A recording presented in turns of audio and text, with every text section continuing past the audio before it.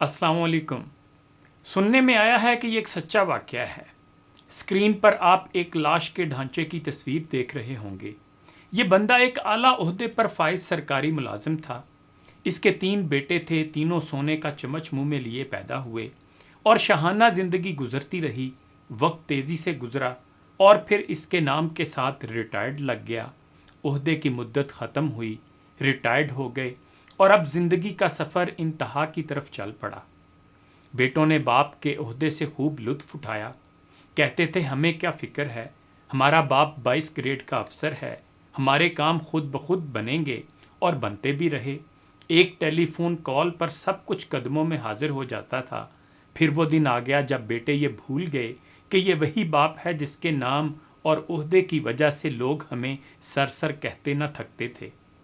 باپ کسی بیماری کی وجہ سے چلنے پھرنے اور بولنے سے معذور ہو گیا۔ بیٹے کہنے لگے اب تو باپ کی کمزوری دیکھی نہیں جاتی۔ ایک بیٹے نے کہا کہ ابا کی جائیداد اور مال کو تقسیم کرتے ہیں، نہ جانے کب مر جائے۔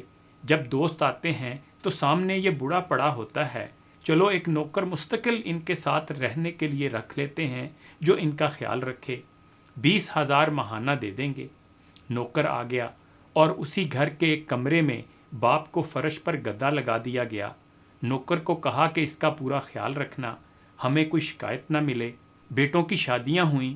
اب انہوں نے مل کر گرمی کی چھٹیاں یورپ میں گزارنے کا پروگرام بنایا۔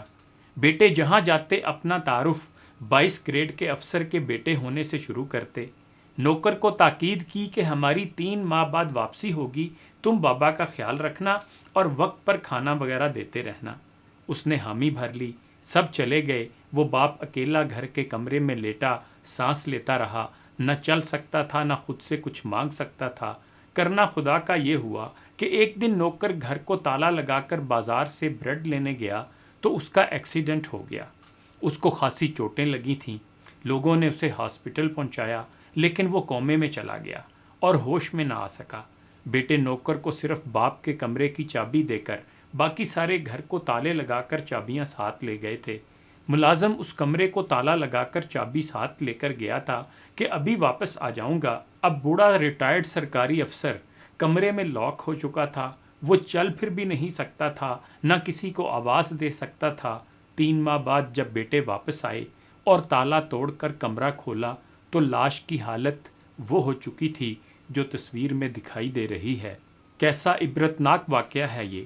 حقیقت یہ ہے کہ ہم اپنی اولاد کے لیے حلال و حرام کی پرواہ کیے بغیر ان کا مستقبل سنوارنے کے لیے تن من کھپاتے ہیں اور زیادہ سے زیادہ دولت اور جائیدادیں بنا کر ان کا مستقبل محفوظ کرنے کی کوشش کرتے ہیں اور سوچتے ہیں کہ یہ اولاد کل بڑھاپے میں میری خدمت کرے گی۔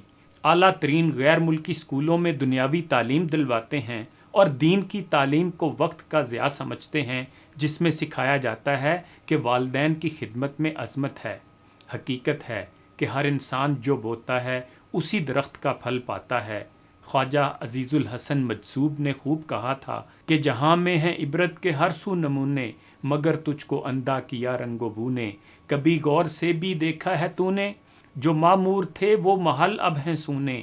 جگہ جی لگانے کی دنیا نہیں ہے، یہ عبرت کی جا ہے، تماشا نہیں ہے۔